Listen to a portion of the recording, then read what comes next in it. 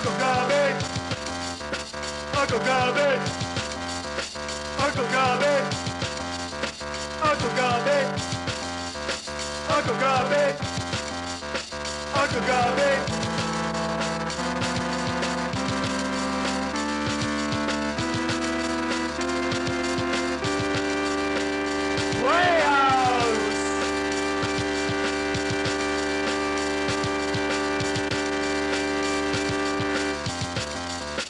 Uncle Gubby.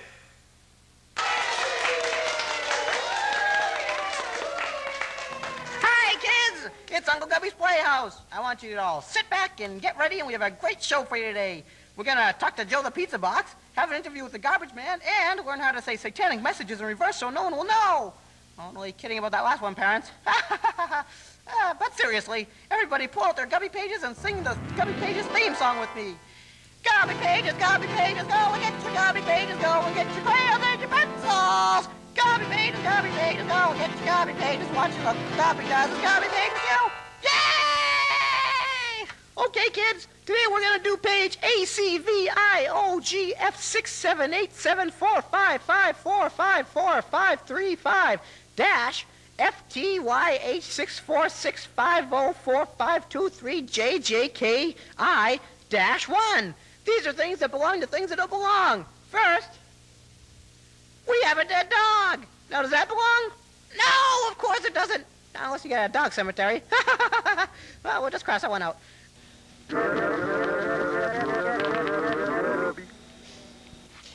Wow, what do we have here? It's a deranged Santa Claus with a bloody axe. Does that belong? Well, see, boys and girls, sometimes when Santa's up at the North Pole, he gets kind of crazy because, boys and girls, Santa has a malignant brain tumor. So sometimes he goes out on a sled and finds a house, and then he sneaks in and slowly prowls around until he finds out where the children sleep. Then he comes in their room and raises his axe, and then, only kidding! Oh, that doesn't belong. There's no such thing as Santa Claus.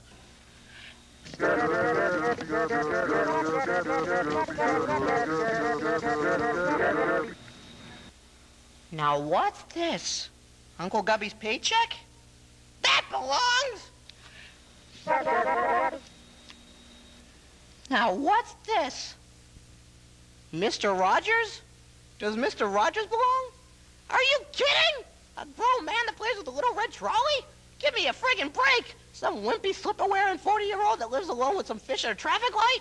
Can you imagine being related to this guy? Hi, meet my dad, Mr. Rogers. As if he can actually have kids. No. Mr. Rogers does not belong.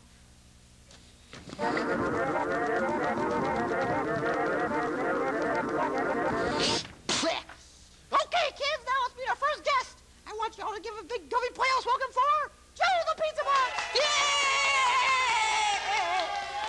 Could you guys get rid of the sign here? Just kill the sign, okay? Kill it. Thanks. Yay!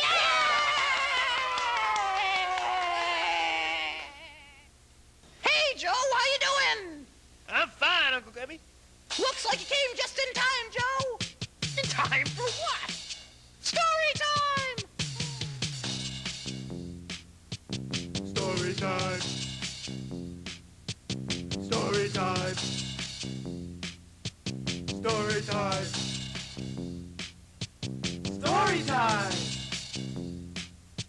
Story time.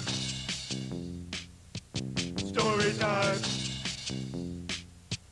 Story time.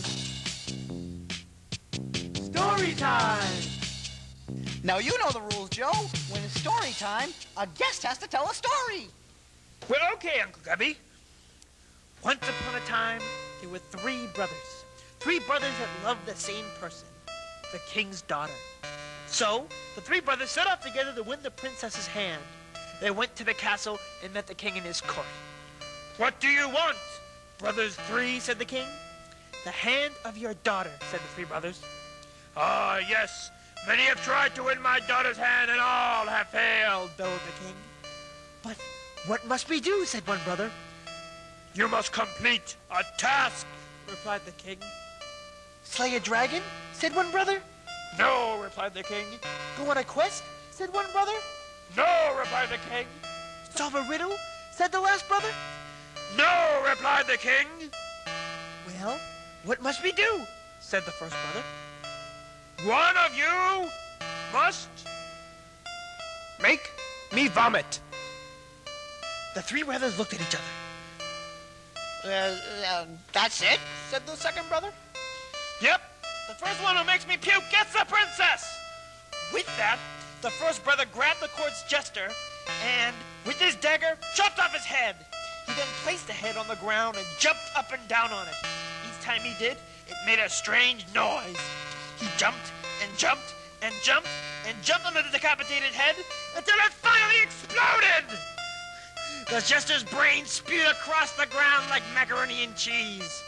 He then grabbed one of the jester's eyeballs and squished it in his hand until the eyeball was like fine, mushy applesauce. He then opened his hand and licked his palm clean. Each time he licked, he would swallow, lick, swallow, lick, swallow, lick, swallow, until he went into an eating frenzy.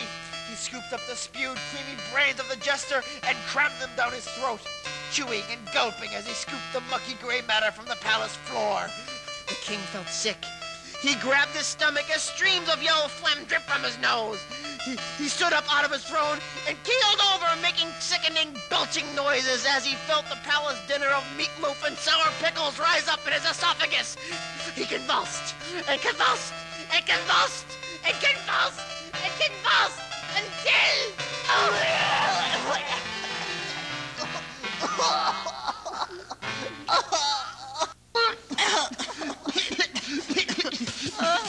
Well, see you next week, kids.